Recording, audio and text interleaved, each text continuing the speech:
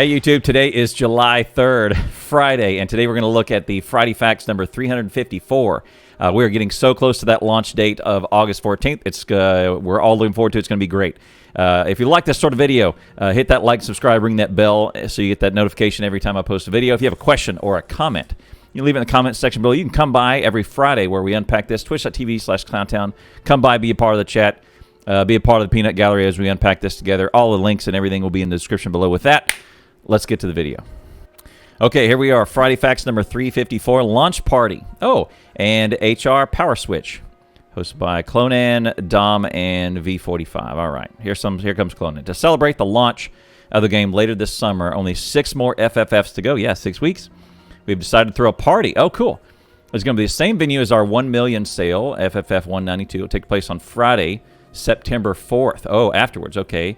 Here in Prague. We are inviting a lot of people to the party, such as Czech game developers, YouTubers, and of course we will be there. Maybe some big partnered streamers. We'll get an invite. We are inviting a lot of people. Have the invitations gone out yet?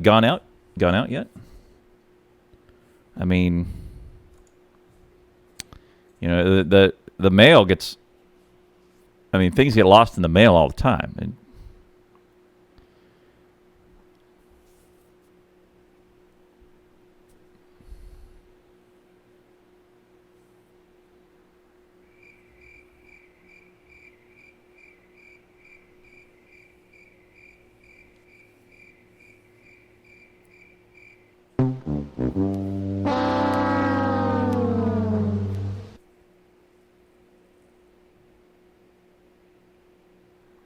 as we want you, the fans, to be able to come, we have some tickets for sale. The reason to sell them rather than give them away is so we don't have messers saying they will come when they don't intend to. You can buy a ticket here. While the COVID-19 might be over in Czechia, the reality is the situation could change with great speed. It is likely many won't be able to come due to restrictions, or we may even cancel the event. Keep this in mind when you're considering whether or not to come.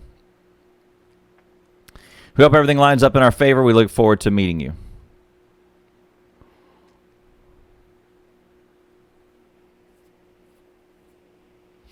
There's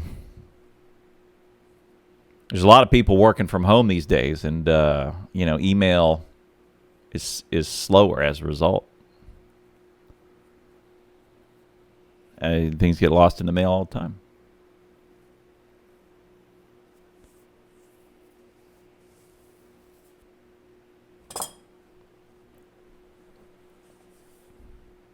May end up in the junk folder. The invite, if it has click this link, it's probably might got hit by spam filter. Anything could happen.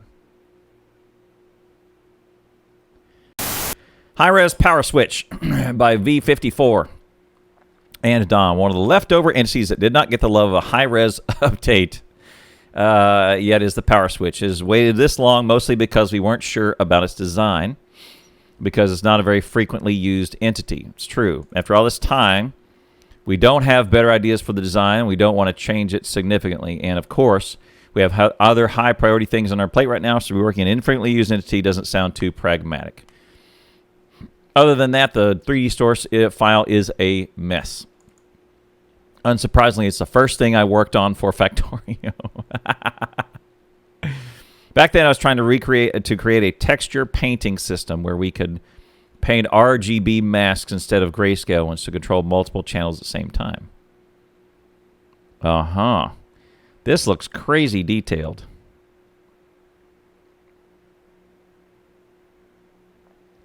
Not only was this not as useful as I had thought, but more efficient for me to just get used to switching between textures. Unfortunately, this also caused something in Blender to go wrong, and the scene crashes frequently. Luckily, I was able to combine forces between Blender 2.8, where I could actually paint textures, but couldn't render, and 2.79, where I could render but not paint. If you've been remotely following the development of Blender, the first question is probably why are we not using Blender 2.8 for quite a while now. Neato. That's a pretty good power switch. It's just a basic plug that actuates back and forth, and it's got some nodes where you can plug in the power, the signal. Our workflow is quite specific, and the early versions of 2.8 simply didn't support all the obscure features that we use. On top of it all, we have lots of tools and scripts that would probably break in 2.8, and eventually got so late in our development that we couldn't just afford to be insecure about our software when 2.8 introduces all new kinds of changes. We're very much looking forward to switching to 2.8 after 1.0. Ooh, this looks nice. Looks really, really nice. It's a nice green LED, indications that it's running. Slides across. And there's shadows underneath. It's like it's two entities that plug in. And there's the wreckage. Here we have a high resolution of the power switch, including a destroyed version from our remnant specialist, Dominic. By the way, the power switch was actually one of the first entities we had high-resolution sprites for. I had prepared them shortly after finishing the power switch years ago. However, the way we create high-res entities was only really established a while after that. So it wouldn't fit today anymore. We plan to release the updated power switch next week. Discuss in the forums or discuss on Reddit. This is good. I rarely use the power switch. I had a pretty interesting circuit a while back that would only kick on when accumulators got to 0 or got to 20% or something. So what I would do is I would only really have one grid network, and I would I start out with steam and boilers, etc., and I would want to cut over to all solar, and I would just do fields and fields and fields and fields of solar, and then at some point when I figured out I had enough solar, I would put one accumulator here and wire it up with a signal and a decider, and it'd just say, look, if the accumulator's power was less than 20%, then close this loop, which would kick on the steam power demand and pull all the solid fuel and do all the pollution. Because what I wanted was all the free power. I didn't want to use up any coal or solid fuel.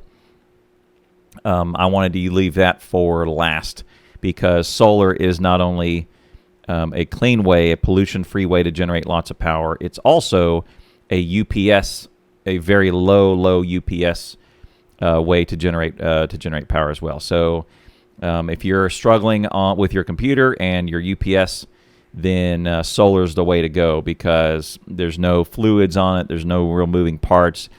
1,000 solar panels or one solar panel is treated as one entity generating power. It's really good. Zero maintenance. It's free forever. It's a one-time cost. It's really the ideal power supply. So then what I would do is I would have this guy. And I would have one per megabase connected into a bunch of steam fields that would never really run.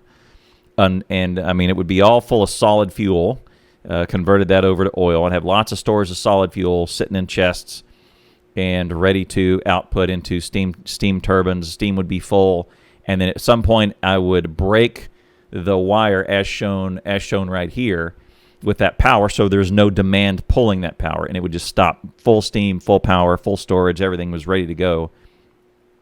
And then I would wire up a condition to this guy that said, when the accumulator network, because whether you have 1,000 accumulators or one accumulator, it's treated as one entity, and all of them drain down at the same time if they're on the same grid.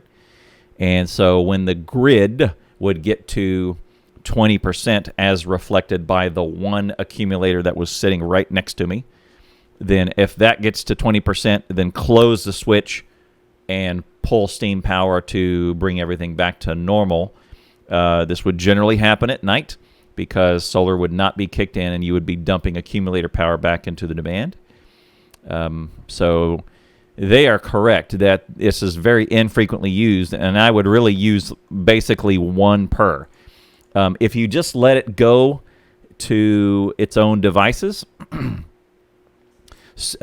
it uses steam before it uses accumulator power. So your priority would be that it would kick on, and accumulators would dump in as the lowest priority result. So that way you'd have solar coming in, steam coming in, and then when those two dipped below your demand, accumulators would kick in. And I would want the opposite. I had solar, then accumulators, and I wanted steam as the third priority. So I use a switch to do that. And it was 1 per megabase because I would isolate the steam network way over here. You did something similar, I imagine, for nuclear.